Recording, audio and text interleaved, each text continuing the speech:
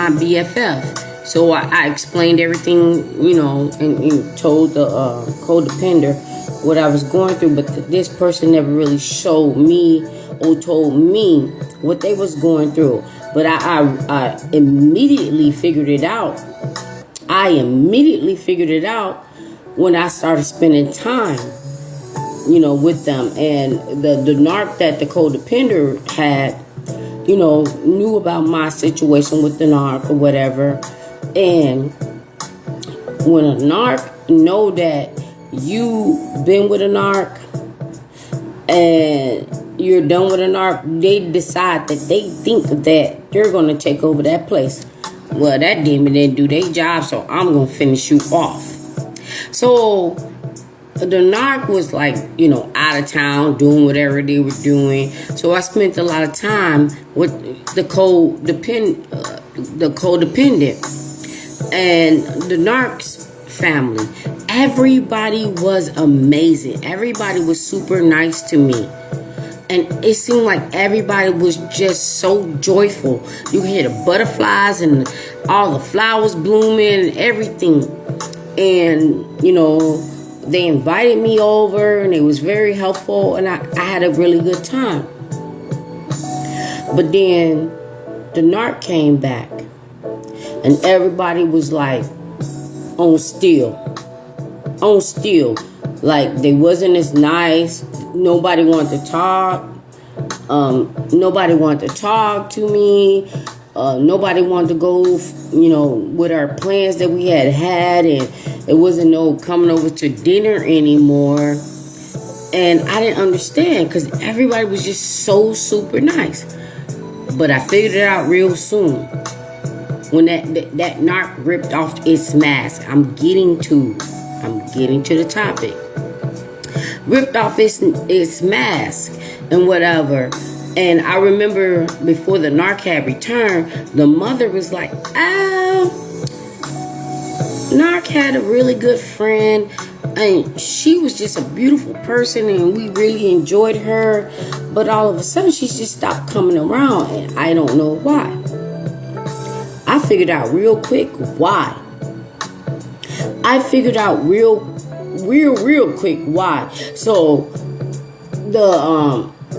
the house was the narc's house. So the codependent pretty much was like staying with the narc, and they probably contribute and whatever. And the family members and the mother, they will, come over and visit or whatever. So when the narc was out of town, I guess the narc wanted, somebody to be there to take care of everything while the narc was out of town. So everybody was just amazing and so nice. But when that narc came back from out of town, these people acted like they didn't even know me. Not the codependent, but everybody else. And I figured out real quick, why the mother said, narc had a best friend, but all of a sudden the best friend stopped coming around. Because that's exactly what happened with me. That narc thought that because I got out of a narc relationship, that they was just going to take over and be like, yeah, that narc didn't do it, but I'm going to end this with you. Ha! I was done. Once I knew what I was dealing with, I just told your stupid ass that I was in a narc relationship and this will happen. And then you pick it up like right after, as if you and the narc that I was with knew each other. And I was done. Okay. So after I was done, which ended my relationship with the codependent, which was my BFF. Like a really, really beautiful person. So come to find out that my BFF passed away. I don't know how, whatever, but passed away. And the narc that was abusing this person, went to the funeral and whatever. It's like, buddy, I'll see you when I get there. Let me tell you how God works. So this person was like, see you when I get there. A couple of months later, that person got killed. So they may not see the codependent when they get there because they was the narc. But God don't play. God don't play. Narcs are going to the afterlife, because I'm trying to, make sure I don't say no words that, have a problem on the YouTube, on the Facebook, or TikTok, wherever I post this. That person literally got killed. I don't know what caused the codependent, to pass away. But if it was that narc, that's why they passed away right after, and then had the audacity to say, see you when I get there, not knowing that was going to be some true words. Okay? Not knowing that was going to be some true words. So when them narcs be wishing on your life so you can be in the afterlife, they actually is pushing them own selves into the grave. They're pushing their own selves into the grave.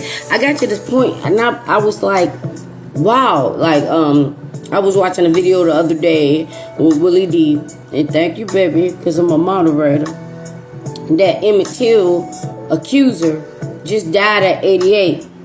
And I was just like, yeah, evil people live a long time. Evil people live a long time, and the good die early. But you know what? God does his thing. So when that narc said at the funeral, see when I get there, they did not know that they was going to get there sooner than they thought. Now, I don't know if they was the reason why, I'm going to repeat this, why the codependent passed away. But if it was, that's why they were there. That's why they were there. Okay? But they're not in the same place.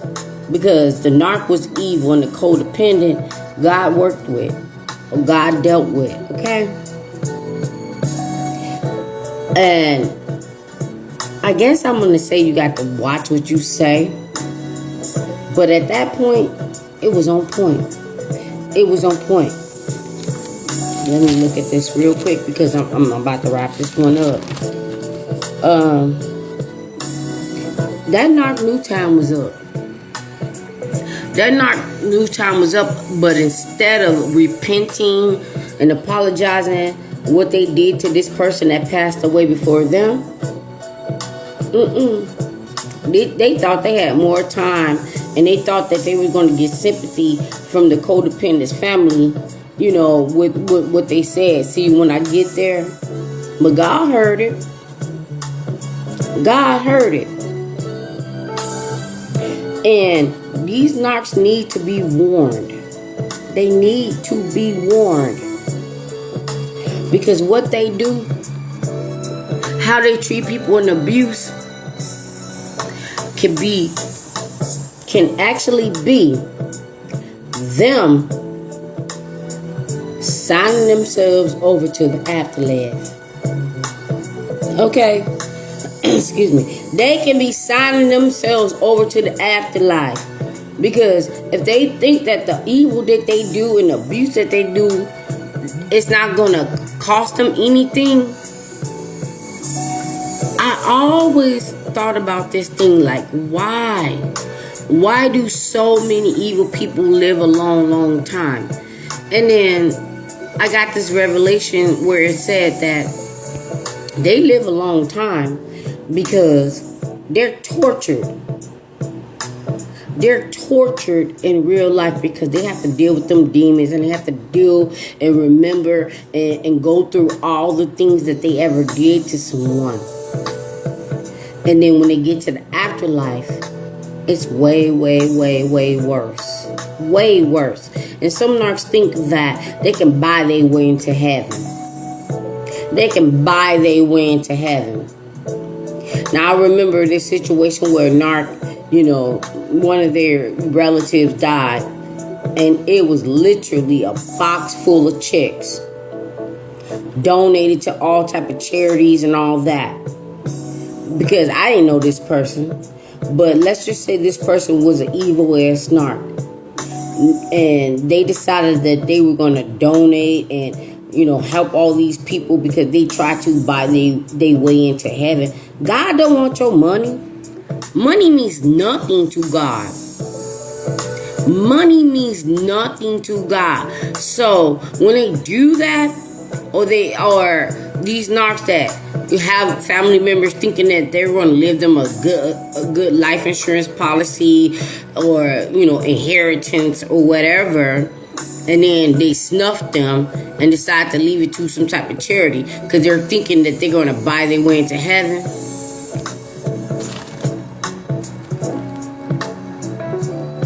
What do you think they are? What do you think God did with that? Okay? Narcs tend to think that they have all the answers and all the solutions to all the things that they do while they're living, and all the things that they do to people, and they think they can outsmart God. They think that they can outsmart God. But you know what? I don't know how long I will be on this earth. I don't know how long any person that ever did me something will live. And I would say this: if the narcs that did me something got called home, I won't even say called home, but their life is over, and I was still alive,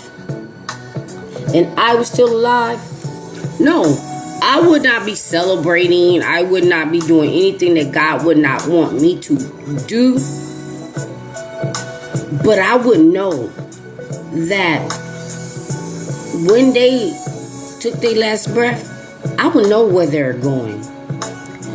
Not just because what they did to me, it's what they did in life. And they can pretend all they want to and act like it never happened and blame and project. But God always knows. This is the reason why I love to say that God always knows, because at the end of the day, they are going to get their karma in the worst way. And excuse me, it's going to be a lifetime. It's going to be an eternity. They're going to suffer eternity. So rest in peace to my codependent friend. And I cried about that because I was really sad, because I really loved this person. And I knew that the person that they, reside with was abusing them. When I saw that, it just hurt my heart. But rest in peace. Rest in peace, because you were just a beautiful, beautiful person. You was a beautiful, beautiful spirit. And I have nothing good or bad to say about the narc. And I don't know, if only God knows why they went right after you. But when narcs do that nasty, evil, abusing to people, their time is ticking. And it's getting closer than they know. They don't even know that when they get up in their car one day and they about to get ready and go to Walmart and meet their new supply, it might be a tornado. It might be a car accident. It might be a robbery. It might be an insane person that's crazier than them, or demonic more than them, because I don't like the word crazy, that take them out. And then they gonna be on the other side having judgment. First they gotta go through judgment day. And when God lay down that scroll telling them about their whole life, it's a scroll. When God lay down that scroll telling them why they going to hell, it's a scroll. And let's see if they can guess like God. Okay? So now with that being said, I decided I was going to tie these two videos together, and I hope you guys got something out of it. But I do know my Tuesday night video is going to be fire, because somebody did request a video when I was talking about date apps. And I did not know that this was going to be what they wanted to know. Fire. Because we're going to talk about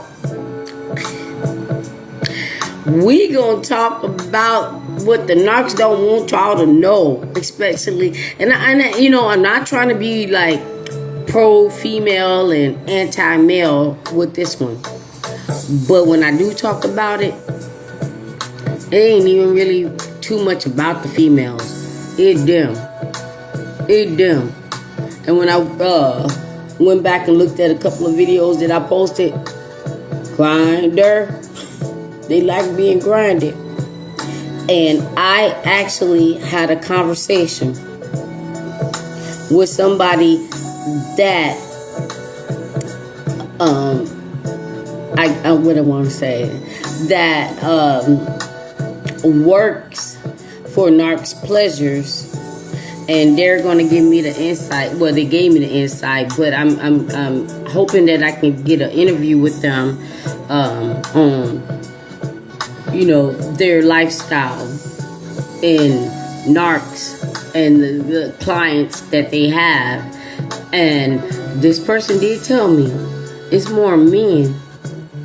It's more men and very few women. And when they say few women, it's like it's not just women by themselves.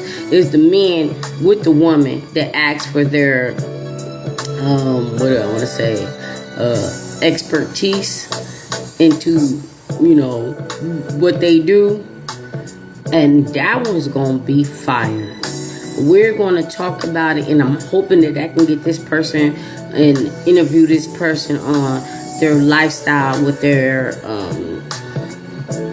I guess employment, self-employment, and why I really truly understand why these narc men is the reason why they get ching, and this person is going to spill the beans on these nasty, demonic, sexual demons. Now, with that being said, see y'all on the next one. Be blessed. That one's going to be fire. See y'all then.